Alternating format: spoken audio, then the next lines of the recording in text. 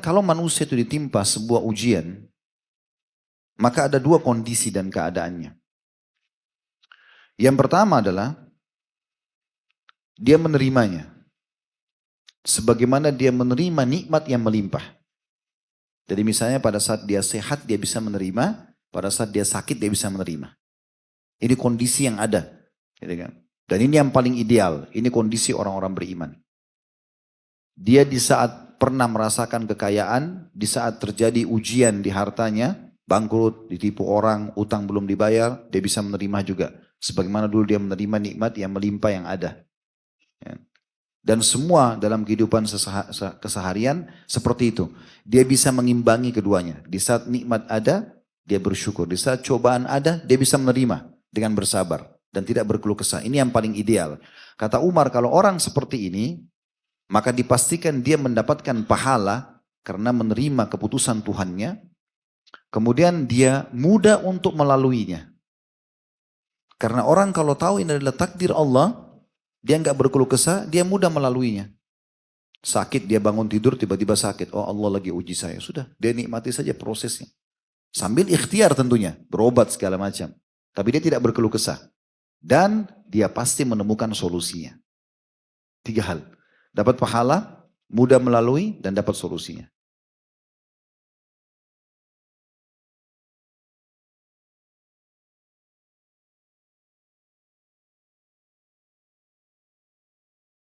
Assalamualaikum warahmatullahi wabarakatuh. Alhamdulillah. Kalimat suci, kalimat mulia yang selalu terucapkan dari lisan orang-orang beriman. Sebagai tanda syukur kepada Sang Pencipta Allah atas segala nikmat yang dilimpahkan kepadanya.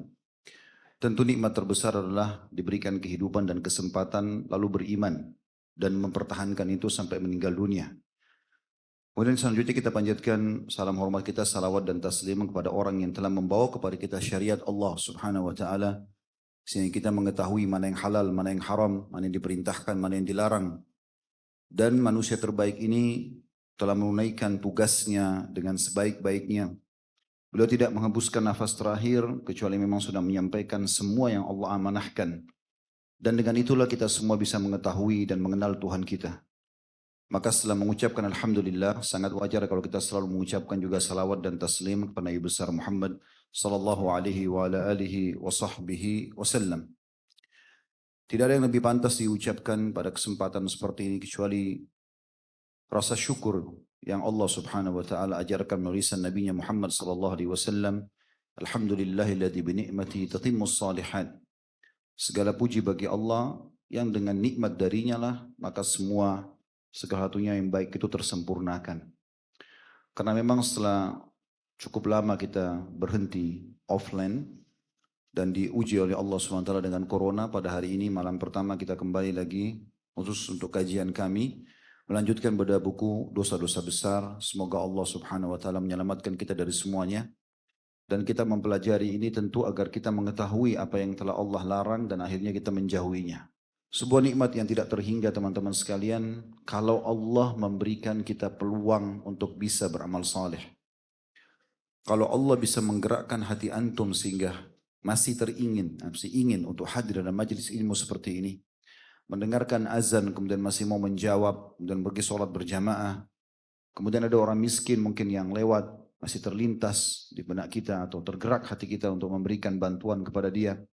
Masih punya orang tua kita berusaha berbakti. Dan apa saja peluang-peluang ibadah kita selalu maksimalkan. Maka itu sebuah nikmat Allah yang Allah pilihkan buat antum. Karena banyak orang yang tidak Allah berikan kesempatan untuk itu. Mungkin badannya sehat, mungkin hartanya melimpah. Mungkin banyak peluang-peluang, tapi dia tidak memberikan atau mendapatkan taufik dari Allah. Allah tidak memberikan taufik kepadanya sehingga dia bisa memaksimalkan waktunya untuk ibadah. Keberkahan umur yang disebutkan dalam hadis Nabi alaihi salatu wassalam, siapa yang ingin dipanjangkan umurnya, diberkahi atau diperluas rezekinya, maka hendaklah dia menyambung hubungan silaturahim. Kata Ibnu Taimiyah rahimahullah, yang dimaksud dengan dipanjangkan umur bukan angkanya. Bukan dari 70 ke 80. Tapi keberkahan yang Allah berikan. Makna keberkahan di sini, kalau ada si A sama si B. Si A ini suka silaturahim. menyambung hubungan kekerabatan dengan kerabatnya, dan si B tidak suka silaturahim. Dan dua-dua berumur 70 tahun, kita akan temukan si A akan penuh keberkahan. Artinya di 70 tahun itu banyak sekali ibadah-ibadah yang Allah berikan dia taufik untuk mengerjakannya. Berlimpah ganda dibandingkan dengan si B yang tidak silaturahim. Itu maknanya. Jadi kalau Allah masih berikan kita peluang, kesempatan, masih tergerak hati, kaki kita masih bisa melangkah, mata kita masih bisa terbuka, telinga mau mendengar apa-apa yang baik, maka itu sebuah karunia dari Allah subhanahu wa ta'ala yang pantas untuk disyukuri ikhwas sekalian. Termasuk antum bisa hadir di rumah Allah subhanahu wa ta'ala di kali ini. Allah gerakkan hati ingin hadir dari majelis ilmu. Maka saya mengajak diri saya dan teman-teman sekalian untuk ikhlaskan niat. Karena memang ikhlas yang menjadi menyebabkan amal kita ini diterima di sisi Allah subhanahu wa ta'ala. Sebagaimana sabda Nabi SAW, Inna Allah la yakbalu amalan illa ma kana khalisan diwajhi. Allah tidak akan pernah terima amalan kecuali yang ikhlas karenanya. Kalau teman-teman tadi hadir di sini ada yang hanya karena diajak oleh teman-temannya dan mau coba saja testimoni, mau seremoni meramaikan saja masjid, ya, mau tahu seperti apa pengajian itu, ubah niatnya.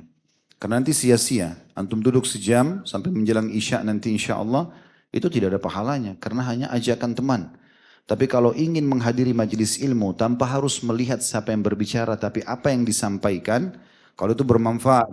Kalau Allah, kalau Rasul, Allah berfirman, Rasulullah SAW bersabda, sesuai dengan pemahaman para salafus salih dari kalangan sahabat, ridwanullah alaihim, dan yang mengikuti jejak-jejak mereka, maka terima itu. Ini sebuah karunia yang sangat besar. Sampai sebagian ulama salaf mengatakan, kalau Allah mudahkan istighfar dari lisan seorang hamba, berarti Allah menginginkan untuk mengampuni dia. Karena banyak orang punya kesempatan tapi tidak bisa mengucapkan itu. Jadi ini yang kita ucapkan alhamdulillah, Allah mudahkan kita bisa bertemu lagi. Semoga Allah panjangkan umur kita di atas ketaatan, yang menyibukkan diri dengan amal-amal saleh, dan juga sebagaimana Allah pertemukan kita di sini, Allah pertemukan juga insya Allah di surga firdausnya tanpa hisab. Allahumma amin. Baik, saya tidak mengingat atau sekarang tidak teringat kira-kira urutan keberapa dosa besar yang kita bahas. Tapi yang jelas dosa besar pada malam ini semoga Allah selamatkan kita, yaitu bab al-khal'u, atau gelisah dan selalu berkeluh kesah. Serta ditambahkan oleh penulis di sini dan penakut. Saya perlu ingatkan ini buku dosa besar yang ketiga yang kita gunakan ya. Dosa besar yang pertama itu adalah bukunya Imam Az-Zahabi rahimahullah Al-Kabair. Kemudian kita sudah pindah ke buku Syekh Muhammad Al-Munajjid. Kemudian sekarang kita pindah ke buku Syekh Muhammad bin Abdul Wahhab. Semuanya membahas tentang dosa-dosa besar. Apa yang sudah dibahas oleh Imam Az-Zahabi rahimahullah tidak kita singgung lagi walaupun bahasan babnya sama. Begitu juga yang disebutkan oleh Syekh Munajjid kita tidak bahas lagi. Tapi kita memilih di antara bab-bab yang ada di sini yang belum disinggung sebelumnya. Termasuk masalah ini. Baik teman-teman sekalian. Bahasan kita pada kesempatan ini tentang masalah al-khal'u atau gelisah yang berkecamuk dalam hati. Terus menerus bergejolak. Kemudian juga penuh lisannya dengan keluh kesah. Itu yang dimaksudkan oleh beliau masuk dalam kategori dosa besar. Perlu saya ingatkan kembali, dari awal kita belajar, kalau ikhwah ikutin itu, yang dimaksud dengan dosa besar adalah sebuah pelanggaran yang diikuti dengan ancaman berat. Apakah itu laknat, siksa kubur, siksa neraka, ya, murka Allah, maka itu dikategorikan dosa besar. Atau ada ancaman-ancaman sifatnya dari Nabi alaihi salatu wassalam. Gitu kan? Kalau tidak ada ancaman berarti dia masuk dalam kategori dosa kecil sebagaimana dijelaskan oleh Imam Az-Zahabi dalam awal atau pembukaan kitab Al-Kabair beliau. Baik, di sini Syekh Muhammad rahimahullah mengangkat dalil pertama tentang masalah al-khal'u ini, gelisah dan berkeluh kesah dalam kehidupan. Nanti akan kita paparkan panjang lebar maksudnya ya. Firman Allah subhanahu wa ta'ala dalam surah Al-Ma'arij ayat 19 sampai 20. Jadi surah Al-Ma'arij ini adalah surah nomor 70 dalam Al-Quran. Bahasannya sebenarnya, ya, ini dimulai dari ayat 19 sampai ayat 35. Kalau yang pegang bukunya ini, beliau mengangkat saksi bahasan hanya 19 sampai 20. Tapi setelah saya telusuri ayat-ayatnya, ternyata memang ini sangat berhubungan sekali sampai ayat ke-35. Nanti akan kita paparkan insya Allah. Saya akan bacakan dulu yang beliau angkat seperti biasa metode kita. Setelah itu baru kita paparkan panjang lebar insya Allah tambahan-tambahan ilmiah yang bisa kita ambil pelajaran. Di sini diangkat firman Allah Subhanahu wa taala, "Innal insana khuliqa halu'a wa idza massahu syarru jazu'a wa idza massahu khairu manu'a illal musallin." Ini yang diangkat oleh beliau sebagai dalil 4 buah ayat dari surah Al-Ma'arij, surah nomor 70 ayat 19 sampai ayat 20. Tetapi di sini saya katakan tadi kita akan baca insya Allah nanti sampai ayat 35. Karena mulai dari ayat 21 sampai ayat 35 itu adalah solusi agar selamat dari dosa besar ini. Allah Subhanahu wa taala berfirman di sini artinya sesungguhnya manusia diciptakan bersifat keluh kesah, lagi kikir. Apabila ia ditimpa kesulitan atau kesusahan, ia selalu berkeluh kesah. Dan apabila ia mendapat kebaikan, ia amat kikir. Kecuali orang-orang yang mengerjakan sholat. Nah di sini dari kata-kata atau firman Allah SWT, kecuali orang yang sholat, dari ayat 21 ini sampai ayat 35 nanti adalah solusi agar kita selamat dari dosa besar ini. Untuk lebih jelasnya teman-teman sekalian, kita akan coba lihat tafsir daripada surah Al-Ma'arij ini. Supaya kita mengetahui apa yang dimaksudkan oleh Allah Subhanahu wa ta'ala. Kita akan coba lihat dari tafsir Al-Muyassar dulu, yang disusun oleh Kementerian Agama Saudi. Dikatakan bahwasanya dari ayat 19 sampai ayat 30, tadi kan saya bilang sampai ayat 35 ya. Ini tafsirnya, sesungguhnya manusia diciptakan bertabiat suka berkeluh kesah dan rakus. Maksudnya ada sifat itu dalam dirinya, tapi sebagai ujian. Bukan potensi yang harus dipakai. Karena kalau antum baca letter-let ayat ini, antum bisa memahami, oh ternyata Allah ciptakan kita memang berkeluh kesah kok. Berarti nggak masalah kita keluh kesah. Bukan itu yang dimaksud. Makanya butuh baca tafsirnya.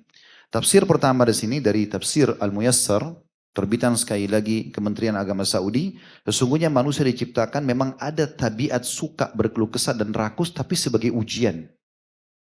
Sebagaimana kita ada potensi melakukan keburukan, tapi bukan untuk digunakan. Ya, untuk ujian, sebagai ujian. Kalau potensi melakukan kebaikan, itu untuk diikuti dan dilakukan. Jadi ini mesti difahami. Kemudian beliau mengatakan atau dikatakan dalam buku ini, bila ditimpa keburukan, saya langsung terjemahkan saja ya, bila ditimpa keburukan dan kesulitan, dia banyak berkeluh kesah dan suka bersedih. Bila mendapatkan kebaikan dan kemudahan, dia banyak menahan dan menolak memberi. Kecuali orang-orang yang mendirikan sholat dan yang selalu menjaga sholat itu tepat waktunya. Ya, jadi ini sampai saksi bahasan kita tadi di ayat 21 di sini ya. Yang dimaksud di sini bahwasanya dia kalau ditimpa kesulitan, dia suka berkeluh kesah, ini yang sedang disorotin di sini. Teman-teman sekalian, Allah Subhanahu wa taala menciptakan kita memang ini agar kita mengetahui kita punya Tuhan yang mengatur semua roda kehidupan ini, harus ada ujiannya. Kalau kehidupan kita ini tidak ada ujiannya, maka tidak nyaman orang lain. Dan antum tidak akan mengetahui besarnya nikmat yang Allah sedang siapkan. Contoh misal, antum sepanjang hidup nggak pernah sakit. Sehat terus. Dari mana antum bisa tahu nikmat sehat itu? Mungkin orang akan anggap remeh. Terbukti sekarang kita setiap hari selalu tarik nafas, menghembuskan nafas. Ini nikmat besar. Mata kita bisa tangkap cahaya melihat, telinga kita bisa membedakan mana intonasi suara yang keras dan lembut. Dalam seketika, tangan kita bisa membedakan, menyentuh sebuah benda, menganggap ini adalah keras, kasar kainnya misalnya, atau lembut, atau ini panas, atau ini dingin. Hidung kita bisa bedain bau busuk, bau wangi seketika. Lidah kita bisa bedain mana manis, mana asam. Ini seketika, semuanya. Kita bisa merasakan tiba-tiba kalau tubuh kita butuh nutrisi, lapar. Rasa ini sebuah nikmat. Kita juga bisa merasakan pada saat sudah makan dan minum sudah cukup, ada rasa kenyang. Ya. Tubuh kita butuh istirahat, kita punya rasa ngantuk. Setelah kita istirahat, ada rasa sudah tidak ngantuk, perasaan sudah nggak bisa tidur lagi. Semua ini contoh saja nikmat-nikmat yang melimpah, yang sangat banyak, yang banyak manusia tidak tahu menilai itu. Tapi di saat ada sakit yang datang, Ada gangguan orang yang datang, ada kehilangan hasil panen, hasil bisnis, orang yang dicintai meninggal dunia, maka ini akan menyadarkan kita tentang besarnya nikmat tersebut. Ternyata pada saat kita sakit, enak benar orang sehat ya. Kita jadi tahu nilainya itu. Itu hikmahnya. Itu hikmahnya. Jadi kalau kita lagi setahun nih, sehat, nggak ada apa-apa, alhamdulillah. Tahun depan Allah subhanahu wa ta'ala menguji kita dengan sedikit meriang, demam, flu. Misal, di saat itu kita melihat ada orang yang sehat di depan kita minum air es. Kita baru mengetahui betapa besar nikmat kesehatan itu. Ya. Kita berharap bisa seperti dia. Sehingga ada penilaian positif terhadap nikmat yang Allah berikan. Dan yang lebih besar lagi tujuannya adalah kita memahami ada zat yang maha kuasa yang mengatur semua itu. Dan kita tidak bisa menghindar. Siapa di antara kita bisa menghindar kalau dia sudah sakit? Kalau dia sudah ngantuk? Kalau dia sudah diganggu oleh orang, difitnah, digibah, dia nggak bisa mengkanter itu. Terjadi. Tinggal dia menggunakan perangkat-perangkat syar'i untuk melaluinya. Dia bersabar, dia bisa menerima. Tidak berkeluh kesah. Nah, ini poinnya. Begitu juga pada saat kita mencintai seseorang, orang tua kita, pasangan hidup, anak-anak. Kalau terus saja sepanjang ini kita hidup terus bersama-sama tidak ada masalah, maka biasa saja. Tapi di saat terjadi perpisahan, safar misalnya, lama nggak ketemu, lalu kita rindu untuk bertemu. Kan kita jadi tahu nilainya orang itu kan.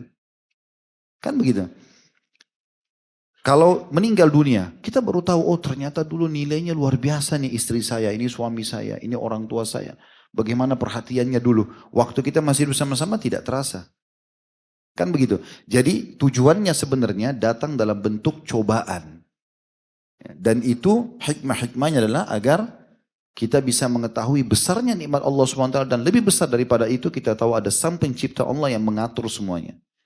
Sehingga di saat nikmat melimpah kita tinggal bersyukur. Di saat cobaan datang kita tinggal bersabar. Tidak usah berkeluh kesah.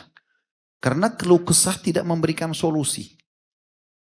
Apalagi bukan pada ahlinya.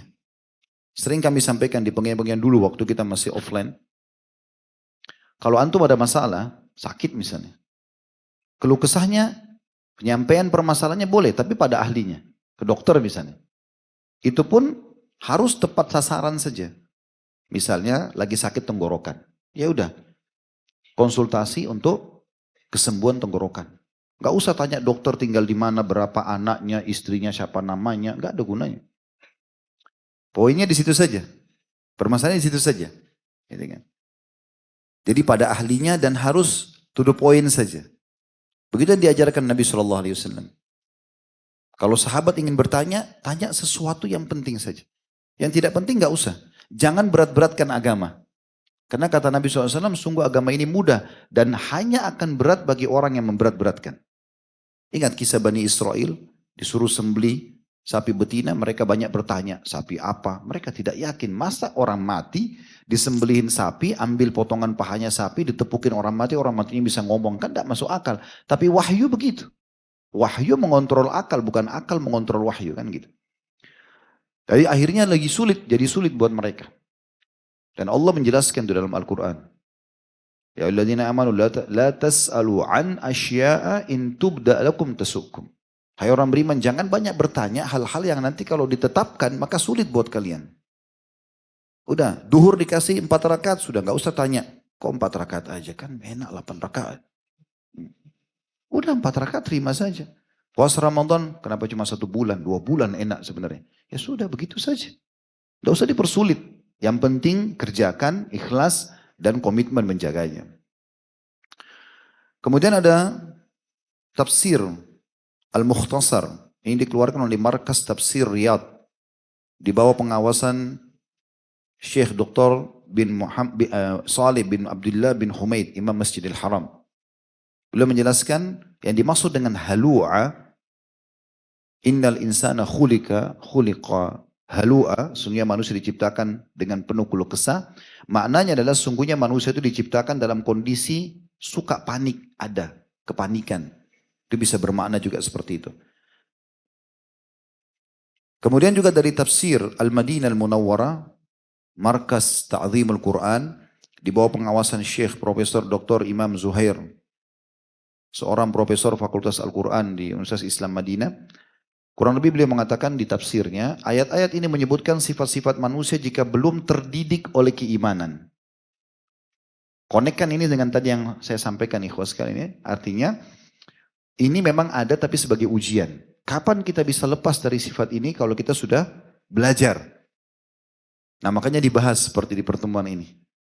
Setelah kita faham, oh ternyata keluh kesah itu tidak boleh ya. Nanti kita akan sampaikan kiat-kiatnya supaya tidak usah berkeluh kesah. Bagaimana kita bisa menikmati saja cobaan yang sedang datang. Maka akan lebih mudah untuk melaluinya. Beliau mengatakan ayat-ayat ini menyebutkan sifat-sifat manusia jika belum terdidik oleh keimanan kepada Allah. Sifat-sifat ini adalah sangat tamak dan tidak mampu bersabar. Mudah putus asa dan mengeluh jika tertimpa musibah. Dan jika mendapat kelapangan rezeki dan solusi dari permasalahan maka dia enggan membaginya dengan orang lain. Ini semua disebabkan oleh besarnya kecintaan kepada diri sendiri dan kecondongan untuk merasakan kenikmatan secara sendiri saja. Nah, ini penjelasan-penjelasannya. Kemudian dari kitab Tafsir Zubdatut Tafsir min Fathil Qadir. Ya. Ini ada intisari diambil dari tafsir Fathil Qadir oleh Dr. Muhammad Sulaiman Al-Ashkar. Beliau juga guru di Universitas Islam Madinah. Pada saat menjelaskan innal insana khulika halu'a, sungguhnya manusia diciptakan berkeluh kesah, makna al-khal'u adalah kekikiran yang sangat dan suka mengeluh. Jadi ada potensi itu. Berat memberi dan suka berkeluh kesah. Ya, tapi sekali lagi ingat ya, saya sudah kasih kata kunci, ini adalah sebagai ujian. Bukan potensi ini untuk dipakai. Kalau hal yang positif, melakukan kebaikan-kebaikan itu untuk kita pakai potensinya. Kemudian tafsir Al-Wajiz, ditulis oleh Profesor Dr. Wahba Zuhaili. Beliau mengatakan sungguhnya manusia menjadi sangat cemas jika hartanya disalurkan kepada sesuatu yang dibenci dan melarangnya untuk disalurkan pada kebaikan. Sementara al-khalu atau al-khala berarti sangat rakus. Ada potensi itu. Kemudian juga ada tafsir As-Saghir. Ini ditulis oleh Faiz bin Sayyaf As-Sari, dimuraja oleh Syekh Profesor Dr. Abdullah bin Abdul Aziz Al-Awaji.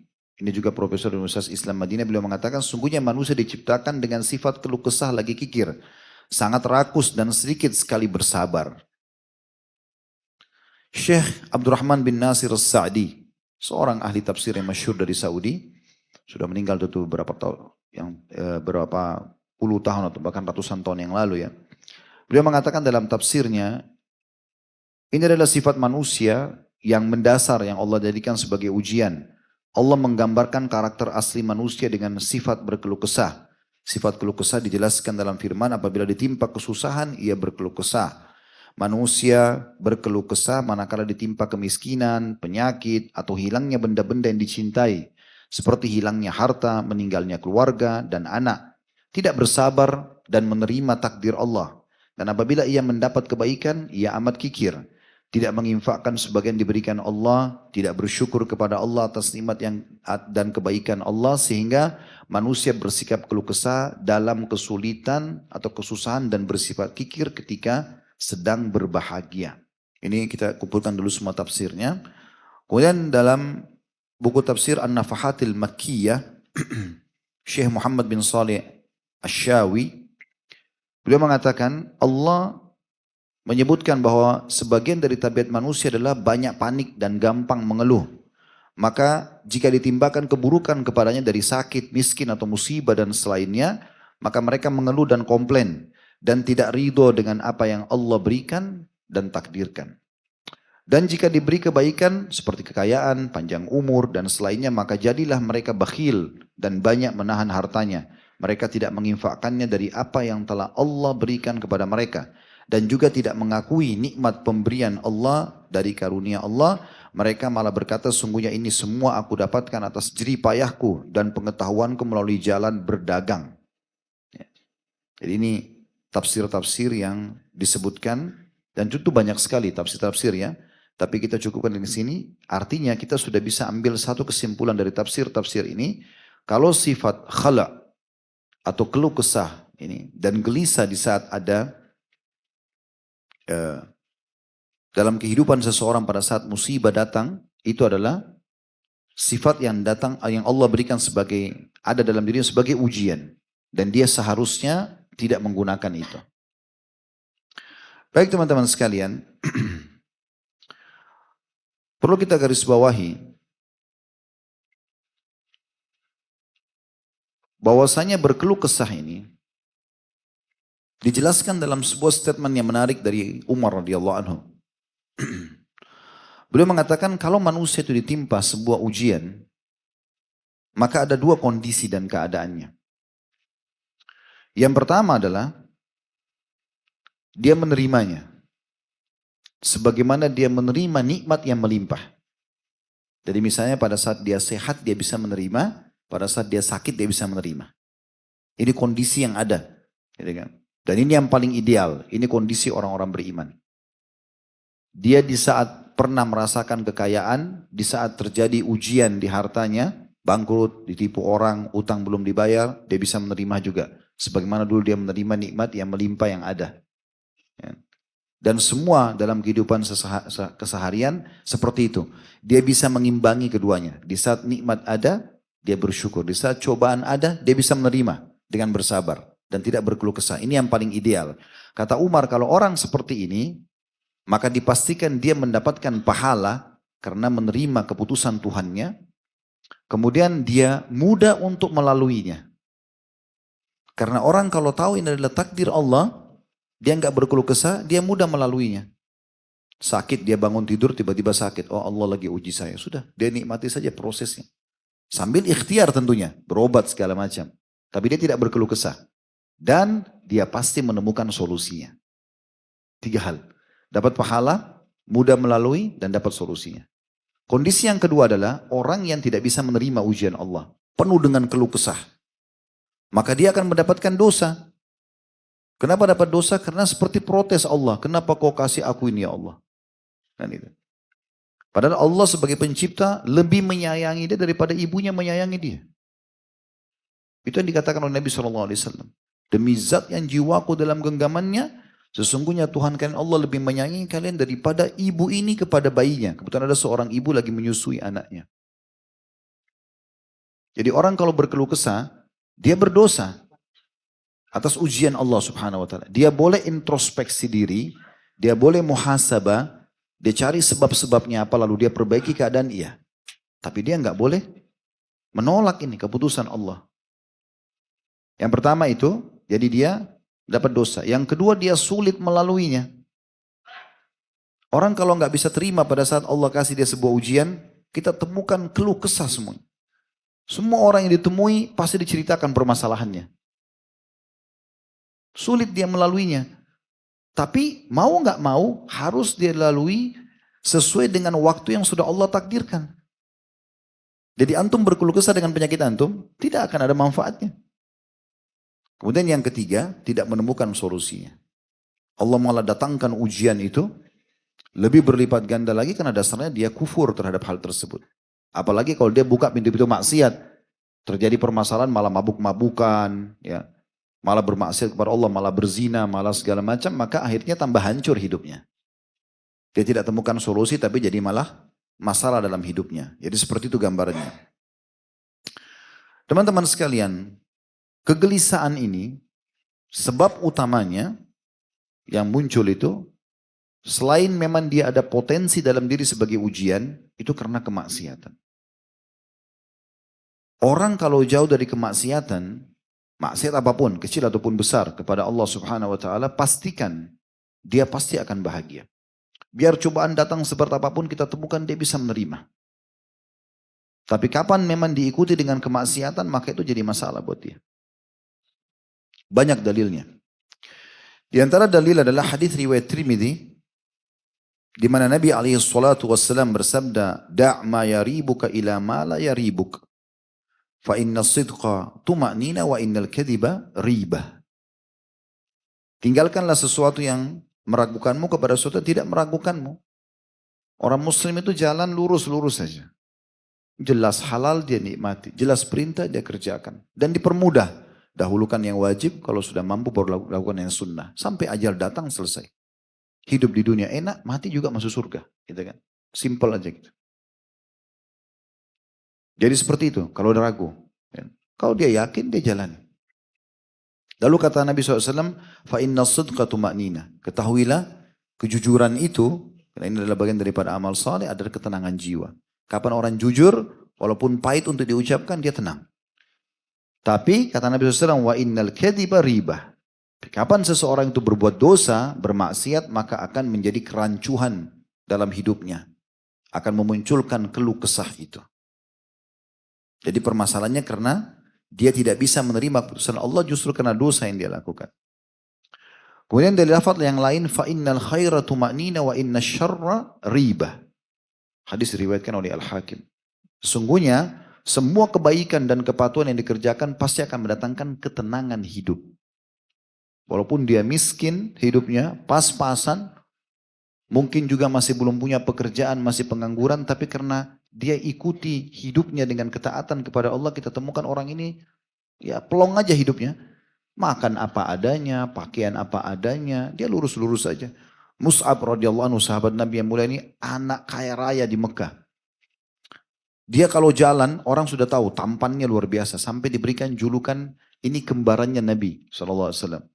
Waktu beliau terbunuh di perang Uhud karena pegang bendera, ya, Ibnu Lutbiyah berkata pada saat itu, sesungguhnya aku telah membunuh Muhammad. Kenapa dia bilang begitu? Karena Mus'ab bin Umair mirip sekali dengan Nabi SAW.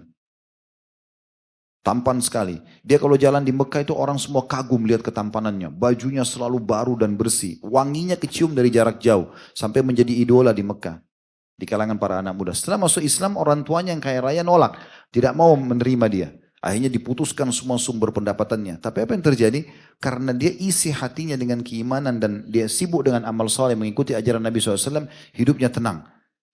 Walaupun dia makan dengan sahabat makan apa dia ikut. Dan pada saat dia meninggal di Uhud, tidak ditemukan pakaian atau kain yang bisa menutupi badannya. Bajunya kalau ditarik ke kepala kakinya kelihatan. Kakinya ditutup kepalanya kelihatan.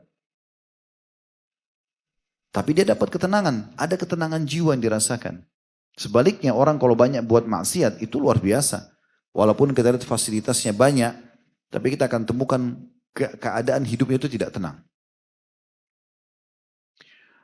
Di sini Nabi SAW mengatakan sungguhnya kebaikan itu pasti membawa pada ketenangan, wa inna syarra ribah, dan semua dosa, semua keburukan akan membawa kepada kegelisahan. Demikian pula sabda Nabi alaihi salatu wassalam di dalam hadis riwayat Muslim, al-birru husnul khuluq wal ithmu ma haka fi nafsika wa karihta an yattali alaihi nas. Kebaikan itu adalah akhlak yang baik, santun kepada Allah dan juga kepada makhluk. Dan dosa itu apa yang menggelisahkan jiwamu. Jadi penyebab gelisah ini bergejolak dan akhirnya yang dasarnya ada bentuk ujian dalam diri kita. Bisa bergejolak dia justru karena dibumbuhi atau dipicu dengan dosa. Wal ithmu ma haqa fi nafsika, dan dosa itu semua yang membuat jiwamu bergelisah. Wa karihta an yattali alaihi nas, dan kau tidak suka kalau orang melihatnya. An-Nawawi rahimahullah berkata, dosa selalu menggelisahkan dan tidak menenangkan bagi jiwa. Di hati pun tampak tidak tenang dan selalu khawatir dengan dosa tersebut. Ini diambil dari penjelasan dalam sahih atau syarah sahih Muslim. Yang ditulis oleh beliau atau ditelusuri oleh beliau tentunya. Kemudian teman-teman sekalian, Nabi SAW juga memberikan kata kunci kepada kita. Melalui nasihat kepada salah satu sahabatnya yang bernama Wasibah radhiyallahu anhu. Sahabat ini mengeluhkan kepada Nabi SAW tentang kondisi hatinya yang kadang-kadang tidak tenang. Maka Nabi SAW berkata kepada beliau, istaftih nafsak, istaftih qalbak ya Wasibah. Coba kamu tanyakan fatwa itu ke dalam dirimu sendiri, hai Wasibah. Dan tanyakan juga ke dalam hatimu. Thalathan, 3 kali Nabi ulangi. Lalu beliau mengatakan wal ithmu al birru matma'annat ilaihi nafs watma'anna ilaihi qalb. Ketahuilah kebaikan-kebaikan kalau kau sibuk lakukan ketaatan-ketaatan itu akan membawa kepada ketenangan jiwamu. Ini dari saksi bahasan kita dan akan menenangkan hatimu. Sehingga keadaan bagaimanapun kita bisa menerima gitu. Kemudian beliau mengatakan wal ism mahaka fi nafs wa taraddada fi sadr wa in aftaka nasu wa aftuka. Artinya, dan dosa itu selalu membuat engkau gelisah dan membuat jiwa itu tidak tenang serta hati itu selalu tergoncang. Walaupun engkau telah diberikan fatwa oleh para manusia. Tentu teman-teman sekalian di sini perlu digarisbawahi ya. Kalau yang dimaksud dengan hadis Wasibah radhiyallahu anhu ini sesuatu yang belum jelas hukum halal haramnya. Kalau kita masih ragu ini benar nggak sih, ini boleh nggak sih gitu. Maka kembali kepada hati kita. Tapi kalau sesuatu yang sudah jelas halal haramnya nggak boleh lagi kita tanya hati kita. Ya. Jelas babi haram, nggak usah bilang hati saya tenang nggak sih. Nggak perlu, udah haram selesai. Tapi kalau antum lagi mau diajak transaksi bisnis, antum nggak tahu hukumnya, belum tanya fatwanya. Atau antum tanya memang jawabannya juga belum jelas. Sesuatu masalah-masalah yang kontemporer, yang baru gitu. Maka akhirnya antum tanya hati antum, tenang nggak sih? Ini juga masuk dalam makna hasil daripada istikharah. Tidak harus mimpi, tapi ketenangan jiwa. Ketenangan hati untuk melanjutkan pernikahan tersebut, pekerjaan tersebut, dan seterusnya. Nah, itu yang dimaksud. Ibnu Rajab rahimahullah mengatakan, hadis Wasibah ini dan yang semakna dengannya menunjukkan agar kita selalu merujuk pada hati ketika ada keraguan. Jika jiwa dan hati tenang, maka itu suatu kebaikan dan halal. Namun jika hati dalam keadaan gelisah, maka itu berarti suatu dosa dan keharaman. Ingatlah, kata beliau, hadis Wasibah dimaksudkan pada perkara yang belum jelas halal haramnya. Apakah termasuk dosa atau bukan? Sedangkan yang sudah jelas halal haramnya, maka tidak perlu rujuk ke dalam hati. Tapi yang kita tidak beratkan di sini teman-teman sekalian, bahwasanya kegelisahan yang sedang dibahas dalam dosa besar ini, itu disebabkan selain ada potensi dalam diri memang karena dosa. Memang karena adanya dosa. Ini diambil dari kitab Al-Jami' Ulum wal Hikam, tulisan beliau sendiri Ibnu Rajab di halaman 304. Kalau seandainya ada orang bilang begini, ada sebagian orang tenang-tenang saja walaupun sudah buat dosa. Tiap malam mabuk, berzina, melakukan pemaksiatan, tapi kita lihat tenang-tenang saja, tawa-tawa sana sini. Dia tenang saja, hidupnya biasa-biasa saja. Maka bagaimana jawabannya? Sementara tadi Ustaz sudah memberikan gambaran, kalau buat dosa pasti hati gelisah. Maka ini dijawab oleh para ulama mengatakan, itu karena hati mereka sudah kotor. Dan dosa sudah bukan lagi menjadi sesuatu yang biasa bagi mereka. Bukan lagi menjadi sesuatu yang luar biasa, tapi menjadi sesuatu yang biasa. Kalau orang sudah pas mau berzina sekali, atau dia baru berzina sekali, Allah masih kasih dia peringatan-peringatan, dia menyesal, dia takut, dia segala macam gitu. Nah, tapi kalau seseorang itu sudah melakukan rutinitas berzina, kumpul kebo terus, sekian lama gitu kan, dan jadi biasa, maka itu masuk dalam firman Allah subhanahu wa ta'ala. Yang Allah sebutkan dalam surah Al-Mutaffifin ayat 14. Kalla barrana ala qulubihim ma kanu yaksibun. Sekali-kali tidak, sebenarnya apa yang mereka usahakan telah menutupi hati mereka. Ibnu Qayyim menanggapi ini mengatakan, jika hati sudah semakin gelap dengan dosa-dosa, maka amat sulit untuk mengenal petunjuk dan kebenaran. Jadi setelah kita bacakan tadi tafsirnya, kita juga sudah menjelaskan penyebab utama daripada munculnya sifat keluh kesah ini dan akhirnya terbumbuhi dan menjadi pola dalam kehidupan seseorang justru kalau dia buka pintu dosa. Kemudian di sini penulis Syekh Muhammad mengangkat setelah ayat Al-Quran adalah hadis Nabi alaihi salatu wassalam. Syarru ma fir rajuli syuhun hali'un wa jubnun khali'. Diriwayatkan oleh Abu Daud dengan sanad jayyid. Terjemahannya, sejelek-jelek perkara yang ada pada seseorang adalah kikir yang suka berkeluh kesah. dan sifat sangat penakut. Di sini kan beliau mengangkat dalam judul buku ini, judul dosa besar ini, al-khal'u, sifat gelisah dan keluh kesah, serta penakut. Diambil daripada hadis ini.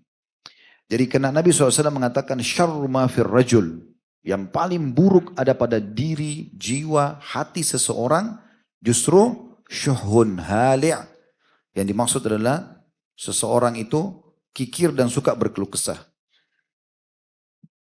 Kemudian juga jubnun hali', atau sifat penakut yang berlebihan. Bukan pada tempatnya. Maka ini jadi saksi bahasan kita tentang masalah kenapa dia masuk dalam kategori dosa besar. Kenapa dia masuk dalam kategori dosa besar. Baik teman-teman sekalian, saya ajak antum, kita tutup dengan ini, melihat kira-kira bagaimana atau siapa saja yang bisa lolos dari sifat keluh kesah ini. Allah sebutkan sifat-sifatnya. Sekarang kita akan baca surah Al-Ma'arij, ya, ayatnya dan terjemahannya. Itu dimulai dari ayat 21-nya sampai ayat 35. Surah nomor 70 ya. Atau kita mulai dari ayat 19-nya supaya sesuai dengan saksi bahasan yang diangkat oleh Syekh Muhammad rahimahullah. Innal insana khulika halu'a. Sungguhnya manusia diciptakan bersifat keluh kesah, lagi kikir. Sudah kita panjang lebar jelaskan dari tafsirnya dan juga sebabnya. Kemudian ayat 20-nya, idza massahu syarru jazu'a. Kalau ditimpa kesulitan, dia selalu berkeluh kesah. Dia bukan justru menerima sebagai keputusan Allah. Sudah kita jelaskan dari perkataan Umar radhiyallahu anhu. Ayat 21-nya, wa idza massahul khairu manu'a.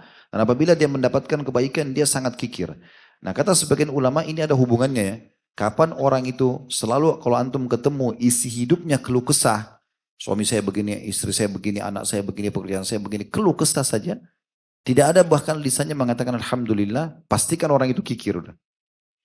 Ini seperti satu paket. Sebagaimana juga orang kalau kikir, pasti keluh kesah hidupnya. Kemudian kita masuk di ayat, bukan 21, tapi ayat 22-nya ya, solusinya di sini. Illal musallin.